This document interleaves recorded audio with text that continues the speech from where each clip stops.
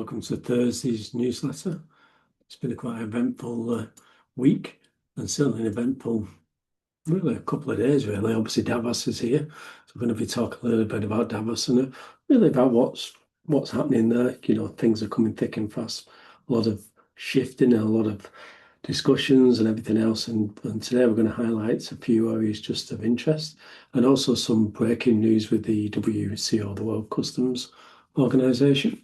Trade Intelligence Hub, obviously it's there to support businesses and give you a better understanding with lots of data in there, and we're getting a lot of the data as we go along, and it really does work and help businesses. It's quite interesting actually. The World Economic Forum, obviously 2000. You've seen, obviously, if anybody's seen the news, you've seen obviously just recently Trump stand up. We've seen Macron, and we've seen all the political leaders, obviously Starmer, Mr. Starmer there, and really talking about where they see things going. And then obviously I watched with interest Trump, President Trump, there talking about the US and what they've achieved there. I mean, the figures are showing pretty good figures there. I mean, there's a lot of bullying, but it's interesting to see when we talk about trade is how you can implement, your trade against other people. So again, it's making sure we understand what's going around. So we're saying at the moment, structural costs for genuine demand and concentrated geographically, we maintain operational control over critical supply chains and why persistent trade imbalances endure regardless of policy interventions. We're starting to see a lot of resilience and reliability and control, and we're certainly seeing that a huge shift in international policies. And no matter what anybody says, everybody seems to be infighting at the moment, fighting each other. The beauty about the UK and probably the US is we're standalone, so we argue against ourselves. Where the EU, obviously, they've got to try and keep 26 member states in there, and they've got the big players in there in Germany, France, who will be making political statements, but they've still got to get that approved, and it's interesting to see. We're seeing understanding where purchasing power concentrates. I'm going to highlight that a little bit when we look at our data. Supply chain control, operational leverage over critical pathways, and structural imbalance, why policy hasn't resolved a lot of things. That's always the problem. And tariff shift routes, imbalances shape power. The distinction separates tactical responses from strategic positioning. No matter what you put in there, if you're the big player, and we'll look at China as well, if you're a big player in there, you have a lot more control and you can dictate to the market. And we're certainly seeing that with the US, whether we agree or disagree. That's the reality, and the data certainly proves that. And it'd be interesting how that moves forward as we move on. Compliance is the new gamekeeper. So last day or today, the WCO, which is the World Customs Organization, and basically what they, based in Belgium, they will look after all customs formalities, and then they look after commodity codes, all different things to do with customs, and they account for, there's about 198 to 200 members, so about 95% of all world trade are members of the WCO. So when you look at your commodity code, you look at them first 6 digits under the harmonized system, that is derived around the WCO. So the first commodity codes are the first 6 digits, normally the description, and that's anywhere within the WCO. Then the 8 digits obviously is starts being country specific. The UK use 8 digits for their exports and 10 digits for their imports, and they're country specific, so 8, 10, and some go higher than that.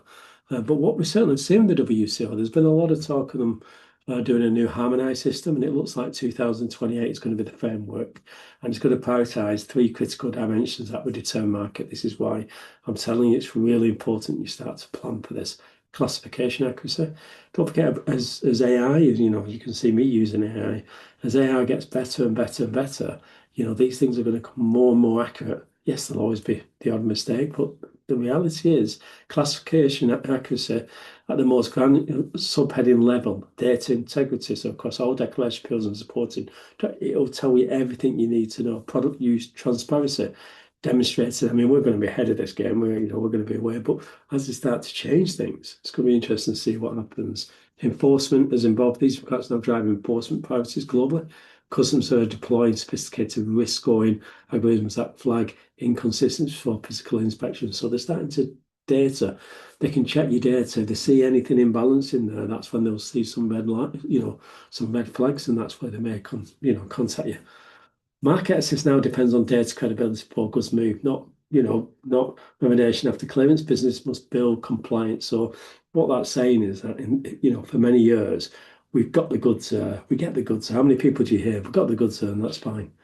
It's changing. Global markets are changing because of supply chain, because of traceability, because of transparency. All your data now is in your DNA. People can now see all that data, and they want to see the data before anything moves. It'll come to a time, I think, and I noticed this actually. Where did I see it? I think I saw it in Saudi Arabia, where they upload all the information that gives them the green light that they can move the goods before they physically move them. And I think that will come into most countries that wherever you're exporting or you're importing to, you'll put all the data in there. So is it going to be more security and more secure? And the documentation be really interesting to see who really wins. I wanted to show you this because it was interesting I dug some data out and I just wanted to see where the imbalance was. And you can see here with the China US, you see a huge imbalance there. Sorry, I better scroll a bit higher, so I put it in billions. China US, the trade balance data reveals the structural reality beneath the side headlines. So, the US is very reliant on the US as an importer. Asian to the US or ASEAN to the US, again, surplus there. EU to the US, these are also, so that means that, as an exporter, you're more reliant on the US. The UK are in a great position, and I'm so frustrated with this situation, the UK and the US. I can't believe for me, we had the golden opportunity to do everything we needed to do to close them ties together to get that zero type rates or lower type rates, which have been a huge boost to the economy, and also with AI and technology, all the opportunities there, which now is kind of on hold, and we're being hit with, unfortunately, higher ties by the looks of it. But you look at the surplus, that's why President Trump is playing cards. At the end of the day, it's much more in his interest to put tariff rates up because he gains more money. So the more percentage he puts up, the more he gains in. It doesn't matter whether the EU decide to match the rates. He's got a surplus. So if the surplus is more goods coming into the US and he's charging more, and goods going into the EU, there's a difference there. And he certainly has the power. The UK have a really nice balanced trade with the US, and we need to really understand that and try and make it work for us. What we're seeing in the persistent pattern is 5 decades of trade policy. We're seeing structural surplus remain remarkably stable. China maintains a 310 billion goods surplus for the United States. ASEAN economies collectively achieved 245 billion, and the EU holds around 215. Even the United Kingdom holds about a 10 billion surplus. So again, you can see why it's so important and why Trump's being very aggressive in the market, because he knows it's a one-off chance to get himself. He's aggressive, he's very aggressive. The way he deals is a proper businessman, as we would say. We might not like it, we might not agree with it, but again, we're not into politics, we know that. But he's certainly, when you start to see the figures, you can see he's got some good hands. He's doing all the, we always wish we get 21 when we're doing that. Is it the blackjack or whatever? I never seem to get there. You always have a heart attack when you get a king and then you open an ace or coming, it never comes. He's got them aces. He's got them aces in his pocket and he's playing that. So it don't matter what EU or anybody else decide to do with him. There's a massive change, and countries like Germany, France, who are very reliant on the US market. It's a huge, huge issue.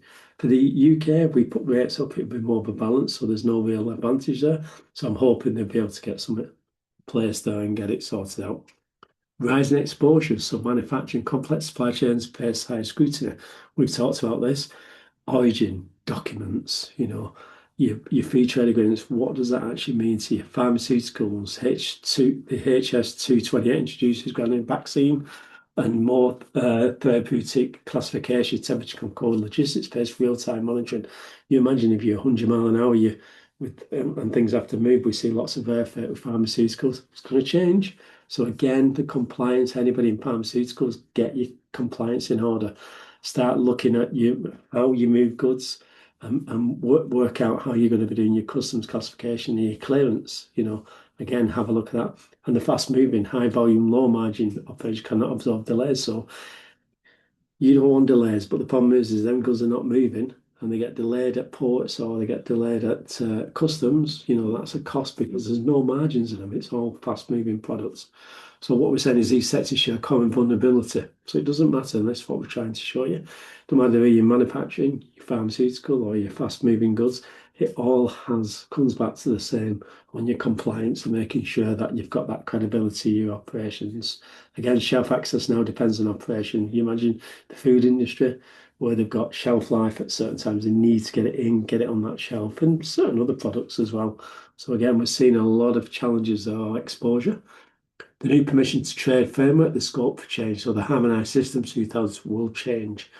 We're seeing 299 distinct changes sets affecting thousands of products globally, introduced to 428 new subheadings requiring fresh classification. Wow, some challenges coming ahead. These are coming not far. We're only a couple of years away.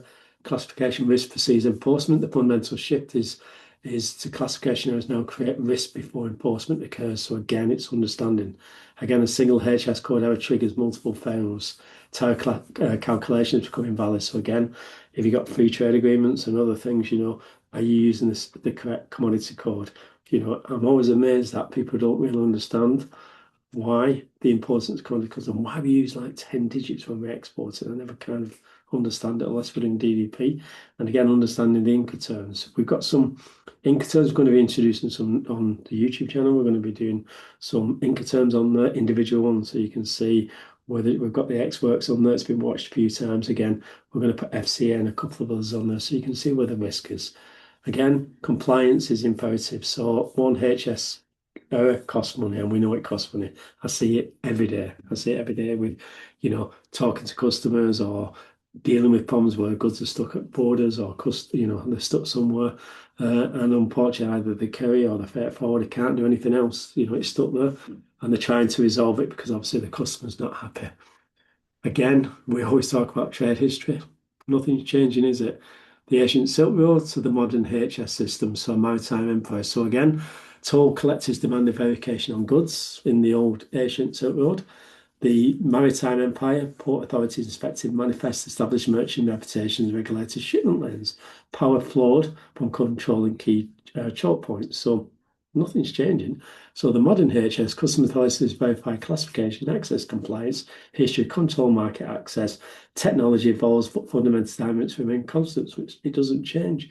So even across all these years, successful trades always required three elements: verification, because actually trust built through the consistent compliance, control over the routes, and technologies in advance from WEC, as we put on here, WEC seals to blockchain. But the underlying power dynamics persist. So again, modern HS codes and pre-claimant systems and authorized economic operator programs are sophisticated in ancient practices underlying the historic continuity, provides strategic clarity, invest in systems. And all we're saying is just invest in the systems and make sure you've got everything in place. Again, technology changes, power dynamics do not. Those who control verification, command trust, and secure routes is always one trade. Doesn't change. You see, the history tells us. There's a good book out at the moment about data and about how people misread data, and it's really interesting to see, that we sometimes look at data in the wrong way. Like, I'm no different to anybody else. I look at data all the time, and I look at it for my business when I'm doing YouTube, and I'm like, oh my God, it's only done this. But actually, I'm not looking at the full picture of it. And sometimes we do that. We make decisions very quickly in trade, and sometimes we need to understand why we're using them. Again, the real engine. So again, I put on here from the book, How to Sort Data. It's a guy called Martin Effler. So I've been getting some books. I'm not a particular big book reader myself, if I'm being honest, but I know a lot of people like to read books. And again, I've been researching and looking at books, which ones I think are worth reading. And I found this one, and I thought it was quite good about data, about trade winners don't know more. They don't know. They just react in a different way. So again, what he's saying is research reveals an uncomfortable truth. Business fail not from the lack of data, from misreading the signals that data contains. In an era of information abundance, interpretation separates winners from losers. So it's understanding the data it's giving you. That's what I think something I'm pretty good at, looking at data and seeing what it's telling us. And in global trade, misunderstood data creates three critical vulnerabilities. Hidden costs that erode. So how much do if you looked at your data and you did your figures, and a lot of people won't be able to answer this, you'll be amazed at how much you spend per year on errors because you'll just add it added into your freight costs and everything else. And I reckon most companies in the UK are around 10%. So if you're doing 300 to 400,000 pounds worth of goods going into a market and you're spending with a customs or a freight forwarder, I don't know, 100,000, you might be overspending by 5,000 to 10,000 pounds a year on errors that you just absorb and you accept, or you accept because you don't want to upset the customer. So again, it's looking at that data and it's making decisive action. So it's understanding, being more in control of what you do. Yes, I get, people say, well, it's my customer, I don't want to lose them. You got to control that. It's very important. Sometimes we get misled. And I think data proves when we look at things like Incoterms, DDP, and all this X works and all these things, does that really work for my business? No. So why do I do it? The data is telling me not to do it, so why do I do it? Well, I do it because what? Has anybody actually delved deep into that data, understood it? How much did it cost me? I spent 30,000 extra cost last year in that cost. How much would it cost me to actually change? How much would it actually cost me to change that Incoterm? Probably a lot less than 30K. So again, think about it. It gives you the options to work at and have a look at. Hopefully you've enjoyed that today. Again, join us tomorrow. Hopefully we'll have some more data and some more news on Davos, see what's going on after his party and his discussions and everything else around there. We'll see what's happening and we'll keep you up to date. But thanks for joining us and hopefully we'll see you soon.